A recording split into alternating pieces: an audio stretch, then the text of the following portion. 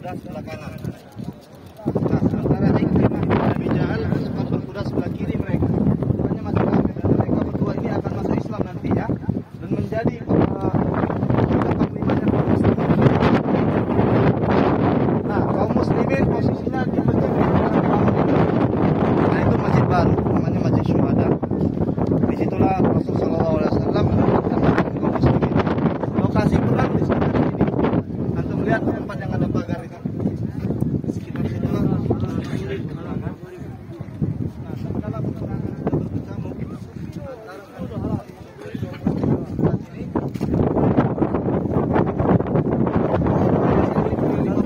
Di atas Jabal Rumah tadi memantau keadaan. Mereka belum ngapa-ngapain. Karena apa? Rasulullah SAW menempatkan mereka di situ bertujuan untuk menahan pasukan Khalid bin Walid dari arah kanan. Karena di sebelah sini ada celah. Lihat, antum lihat di sebelah sini ada celah. Terus kemudian mengeliling bukit rumah ini bakalan sampai ke sini kalau ini dibiarkan bolong. Maka Rasulullah SAW katakan tatkala itu jangan pernah kalian turun dari bukit ini. Rasul katakan kepada para pemanah, jangan kalian turun dari bukit ini walaupun kalian sudah melihat kami seperti elang yang menerkam mangsanya. Artinya walaupun sudah menang telak, pasukan sudah kocar-kacir, musuh sudah kocar-kacir, jangan pernah turun. Namun tatkala itu pasukan pemanah melihat kafir Quraisy sudah benar-benar lari, ya, kaum muslimin benar-benar mengejar mereka. Lalu mereka pun berinisiatif. Apa tujuan mereka turun? Mengumpulkan ghanimah. Mengapa mereka mengumpulkan ghanimah? Karena mereka ingin tamak dunia. Salah. Para sahabat tidak seburu itu, Bapak Ibu. Karena mereka ingin, ini yang mengatakan mereka adalah tamak, ragu segala macam adalah orang-orang Syiah. Kalau antum pernah membaca kisah itu seperti itu konteksnya, berarti antum sudah membaca kisah yang dibuat orang Syiah. Nah, kayak hati-hati ya kalau baca-baca buku, lihat ceramah, lihat siapa yang ngomong, apa dasarnya. Nah, jadi sebenarnya pasukan pemanah itu turun, niatnya adalah baik. Apa niat mereka? Nanti kalau Rasulullah SAW dan para sahabat sudah selesai dalam pengajaran, mereka tidak lagi dan letih-letih atau capek-capek untuk mengumpulkan ghanimah, karena ghanimah sudah ready dan terkumpul. Namun kembali lagi kita katakan dalam agama ini niat baik saja tidak cukup. Betapa banyak hal-hal yang kita anggap baik, anggap sesuatu tidak ternyata kemudian hari bukan itu yang terbaik untuk kita. Betapa banyak hal-hal yang kita cintai ternyata itu adalah yang terbaik kita. Terlebih lagi dalam agama menurut kita baik, tapi bagaimana hati kita, hawa nafsu kita tunduk di bawah Rasulullah SAW. Apa yang Rasul katakan kita hati. Kan apa yang menurut kita baik, kalau pandangan baik kita masih beda, saya beda. Kalau orang-orang macam mana baik bagi dia, belum pandangannya. Tapi kalau orang baik, benar. Logika simpel. Maka beragama ini Bapak Ibu, usahakan kita tunduk dan patuh terhadap apa yang disampaikan oleh Allah dan Rasulnya, bukan apa yang kita baca. Bapak Ibu sekalian, yang di pagar itu adalah makam syuhada. Dimakamkan di sana 70 orang sahabat Nabi SAW yang syahid di medan Uhud. Kenapa banyak sekali yang tewas? Kenapa banyak sekali yang syahid? Ya, karena itu tadi.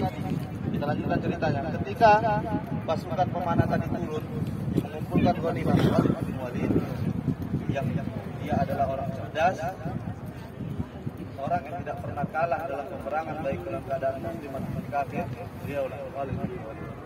Bahkan dalam satu riwayat dikatakan Khalid bin Walid pernah patah di tangannya 9 atau 7 pedang, karena kalau Nabi bilang 9 atau 7 pedang dalam satu kali pertempuran perang Mu'tah.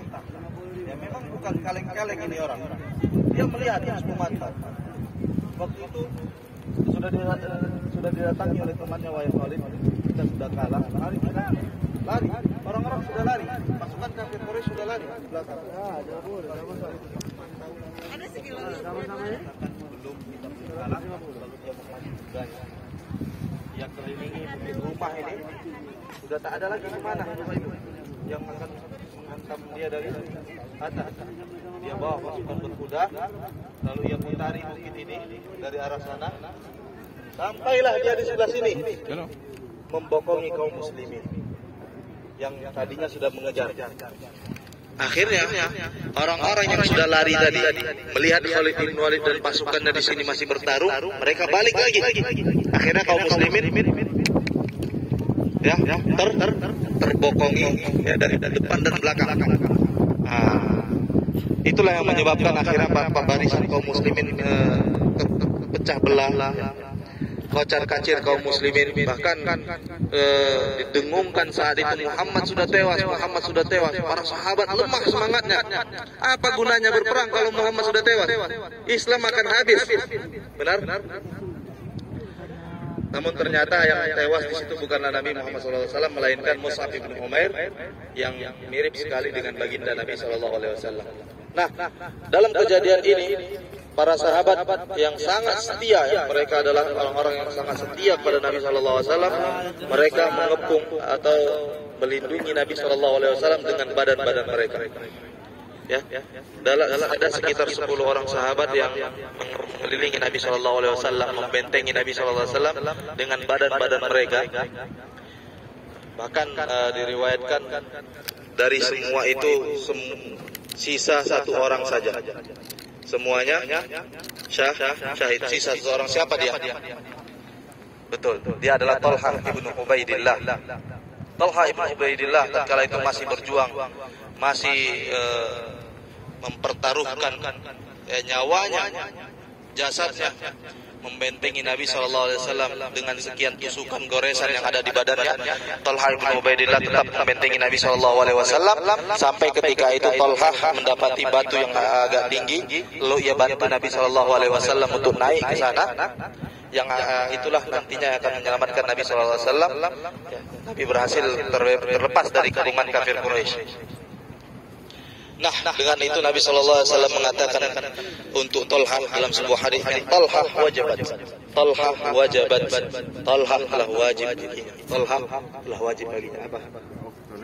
Telah wajib baginya masuk surga Allah Subhanahu wa taala. Para ulama ketika mengomentari hadis ini, bisyarah untuk Talha ini, mereka mengatakan Talha semenjak saat itu sampai ia wafat, hidupnya adalah bonus. Dia adalah dia adalah penduduk surga yang sedang berjalan-jalan ke bumi. Nabi sudah katakan Talha wajib baginya masuk surga. Apalagi? Nah, di sini juga dimakamkan Hamzah ibn Abdul Muttalib, paman Nabi SAW sekaligus saudara sepersusuan Nabi SAW. Hamzah ini adalah orang yang sangat berani. Bahkan keislamannya itu adalah kekuatan bagi kaum muslimin.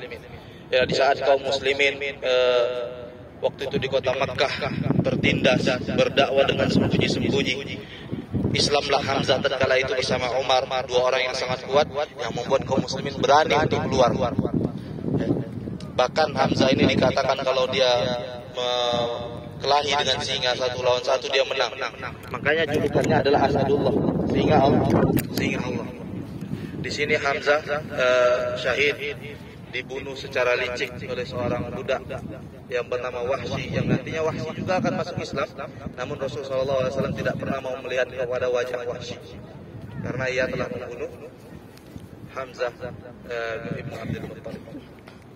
Kemudian di sini wafat juga, syahid juga Mus'ab bin Umair yang Anda bilang tadi wajahnya mirip dengan baginda Nabi SAW. Mus'ab bin Umair adalah orang yang sangat kaya raya. Saat sebelum Islam, dia adalah orang yang sangat kaya raya, terkenal. Bahkan diriwayatkan Mus'ab bin Umair kalau lewat di suatu gang, satu gang itu tercium wanginya Mus'ab bin Umair. Pakaiannya selalu bagus, ya, kulitnya halus dan ya semua ya perbendaharaan dunia ada pada Mus'ab bin Umair. Namun tatkala ia syahid di sini, dengarkan, tatkala Mus'ab bin Umair syahid di sini dan jasadnya didapati oleh para sahabat, ya, ketika ingin ditutup kakinya, tersingkap kepalanya, tidak ada lagi apa-apa. Ketika ingin ditutup kepalanya, tersingkap kakinya, kainnya pun tidak cukup. Lalu Nabi SAW bersabda kepada para sahabat, carilah daun-daun idkhir, tutuplah kaki Mus'ab bin Umair. Maka ditutuplah kaki Mus'ab bin Umair dan dimakamkanlah di sini. Kemudian wafat juga, syahid juga di sini seorang sahabat yang bernama Hanzalah ibn Abi Amir. Hanzalah ibn Abi Amir, Bapak Ibu sekalian, adalah seorang sahabat tatkala Rasul sallallahu alaihi wasallam mengajak untuk ke peperangan Uhud. Dia ini masih pengantin baru saja menikah. Bahkan tatkala itu diriwayatkan Hanzalah sedang berada dalam pelukan istrinya. Lalu ia bergegas menuju panggilan Nabi sallallahu alaihi wasallam ke medan perang Uhud ini. Ya, meninggalkan semua yang urusan dunia. Kalau sudah ada panggilan Nabi sallallahu alaihi wasallam, maka itulah yang paling utama. Hanzalah datang ke medan perang ini dan Allah takdirkan syahid di sini. Lalu datanglah istri Hanzalah kepada Nabi sallallahu alaihi wasallam mengadukan atau mengkabarkan kepada Nabi sallallahu alaihi wasallam apa yang sebenarnya terjadi, bahwasanya Tolha itu sempat mandi janabah kala itu. Apa kata Nabi sallallahu alaihi wasallam? Nabi sallallahu alaihi wasallam mengatakan, inni ra'aitul malaikata taghsilu bima'il muzn. Aku melihat kepada Hanzalah dan dia sempat dimandikan oleh para malaikat. Jadi julukan Hanzalah ini sampai sekarang kalau Anda tulis di Google, ghasilul malaikah, yang mandi, orang yang dimandikan oleh para malaikat, maka aku akan tentu dapatkan nama Hanzalah ibn Abi Amir, satu-satunya manusia yang dimandikan oleh para malaikat. Barakallahu fikum jamaah sekalian. Kita ziarah ke makam para syuhada Uhud. Mari kita jalan.